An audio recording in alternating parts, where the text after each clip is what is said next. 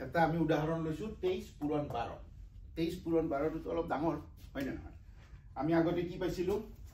পূৰণত যদি তুমি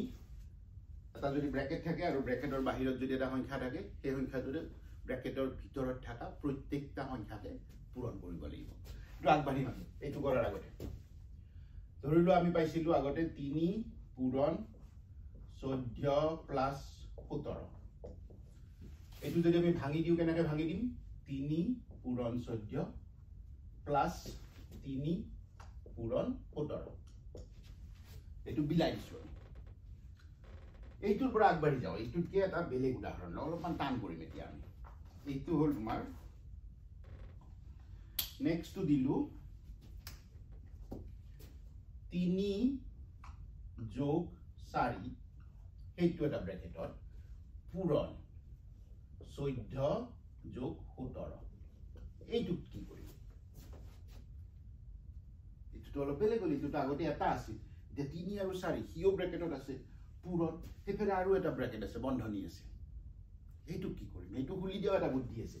প্ৰথমতে 3 টো লোৱা এই গোটেইখিনি ইয়াত কৰা 3 পূৰণ 14 তাৰপিছত 3 কেতিয়াও বাকি আছে 3 পূৰণ 17 এইটো প্লাস ডাল 3 পূৰণ 17 নেক্সট আৰু ইয়াতে আহি কি আছিল প্লাস 4 এই sign to be that important এই প্লাস 4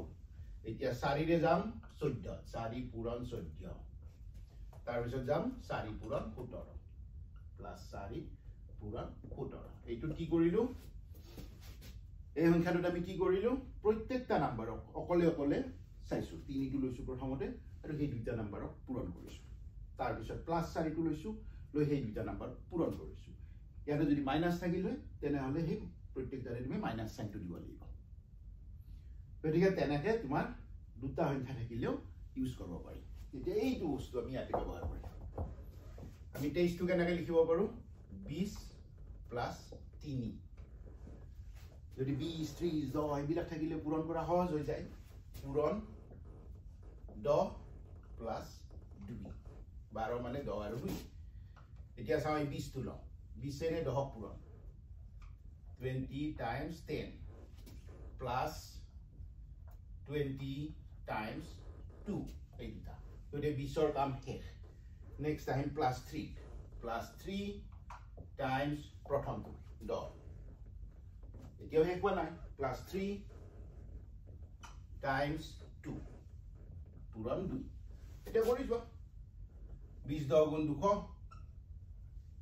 প্লাস 20 দুগুণ 40 প্লাস